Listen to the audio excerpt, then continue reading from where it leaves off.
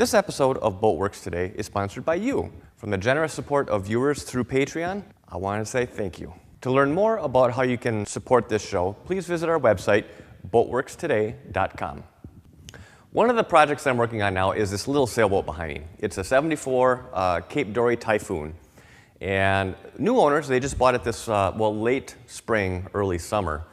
And so for right now, we're just kind of doing a quick freshening up of the boat because it's already summertime now. It's beginning of July.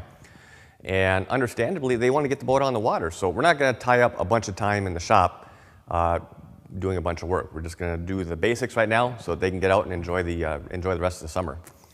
One of the projects that I was asked to do on this boat was to repair or replace these hatch seat covers on in the cockpit.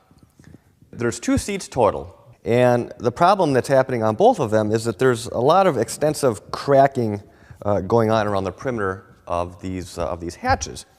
And looking at it closer, one of the problems is that the hatch itself is just slightly underbuilt. There just isn't enough glass.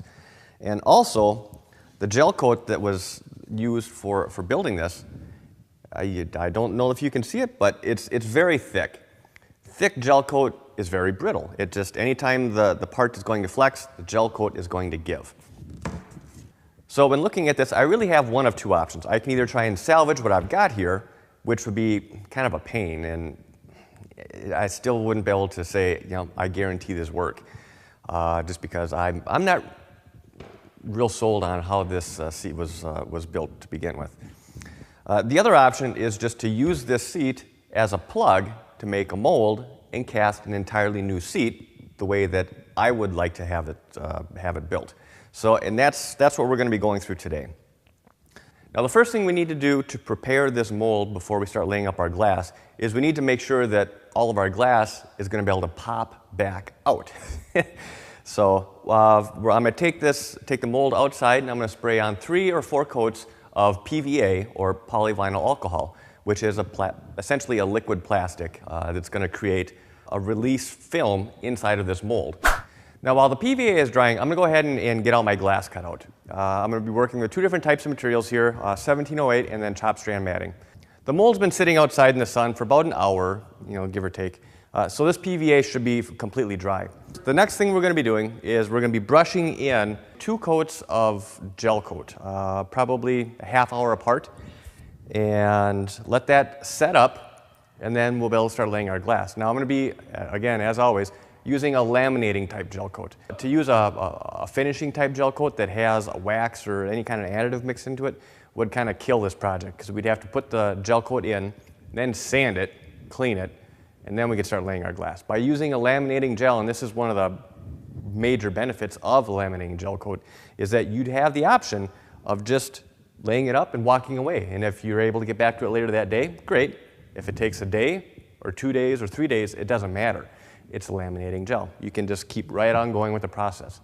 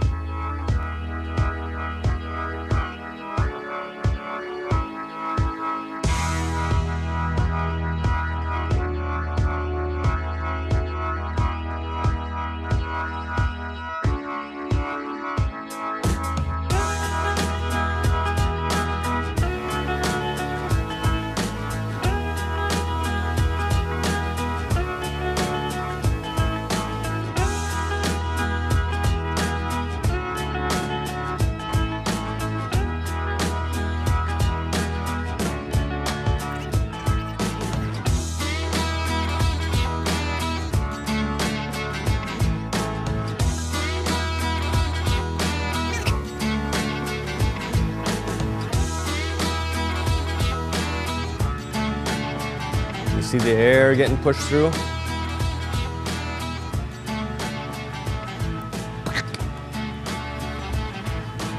I'm gonna let this set up for the night, or at least for the next hour.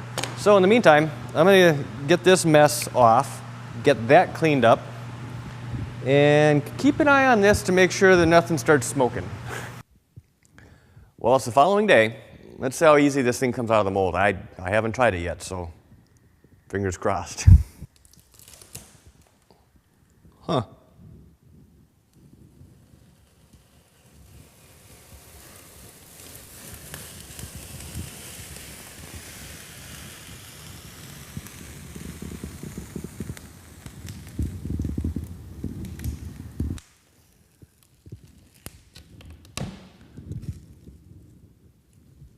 That came out absolutely beautiful. I don't have any bleed through. You know, the gel coat covered 100%. And I'm just amazed at how easy it came out of here. I mean, that PVA created a full film. I mean, this is, well, you saw me spray it. This is awesome stuff.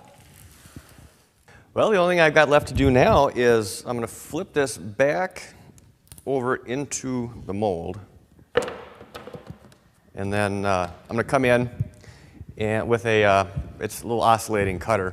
But I'm going to run the top of the blade, or run the blade right on top of this form. And just basically go all the way around, cut all this excess glass off. And then at that point, it's just going to be a real quick wet sanding and buffing it out to, well, to finish it off.